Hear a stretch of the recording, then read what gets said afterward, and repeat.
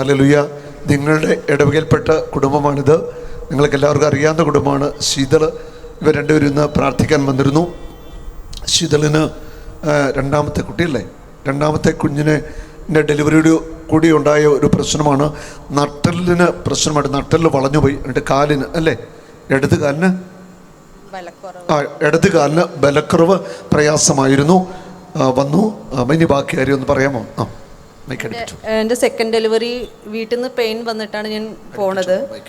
അപ്പോൾ പെട്ടെന്നുള്ള പോക്കായതുകൊണ്ട് ഭയങ്കര പ്രശ്നമായിരുന്നു. എൻ്റെ സ്പൈനൽ കോഡ് വളഞ്ഞുപോയി.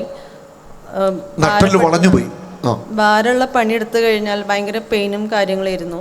പക്ഷെ ഇവിടെ വന്ന് പ്രാർത്ഥിച്ചതിന് ശേഷം കൊണ്ട് അതെനിക്ക് മാറി. അത് ശരിക്കും ചേട്ടൻ തൊട്ടപ്പോൾ അത് ശരിക്കും തന്നെയാണ് ഇപ്പം സാധാ സ്പൈനൽ കോഡ് നിൽക്കണ പോലെ തന്നെ നിൽക്കണത്. അത് പൂർണ്ണസുഖമായി. ഇന്ന് എൻ്റെ അടുക്കൽ വന്നു. ഞാൻ ആ വളഞ്ഞിരുന്ന നട്ടലിൽ എൻ്റെ വിരൽ കൊണ്ട് ഒന്ന് തട്ടിയിട്ട് യേശുനാഥിൽ ഒറ്റ പ്രാർത്ഥന കഴിഞ്ഞിട്ട് ബെന്നിയല്ലേ, ബെന്നിയോട് നോക്കാൻ പറഞ്ഞു. ബെന്നി നട്ടല് ഇങ്ങനെ പിടിച്ചു നോക്കിയിട്ട് ഒറ്റ കരച്ചിലായിരുന്നു. കാരണം വളഞ്ഞിരുന്ന നട്ടല് ഇതാ നിവർന്നു കഴിഞ്ഞിരിക്കുന്നു. Hallelujah, hallelujah. വളഞ്ഞിരിക്കുന്ന നട്ടെല്ലിന് വരും. ഒടിഞ്ഞ അസ്ഥികൾ കൂടിച്ചേരും. തളർവാതിലുകൾ എണീറ്റു അടക്കും.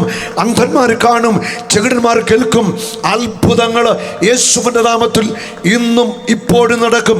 2000 വർഷം മുൻപ് യേശു ചെയ്ത അതേ പ്രവൃത്തികൾ, അതിലും വലിയ കാര്യങ്ങൾ ഇന്നും നടക്കും. അവന് മാറ്റമില്ല. ഹെബ്രായർ 13:8 യേശു ക്രിസ്തു ഇന്നലെയും ഇന്നും എന്നും ഒരുവൻ തന്നെ. മാറ്റമില്ലാത്തവനായ യേശു ഇവിടെ ഉണ്ട്. അവൻ സർവശക്തനാണ്.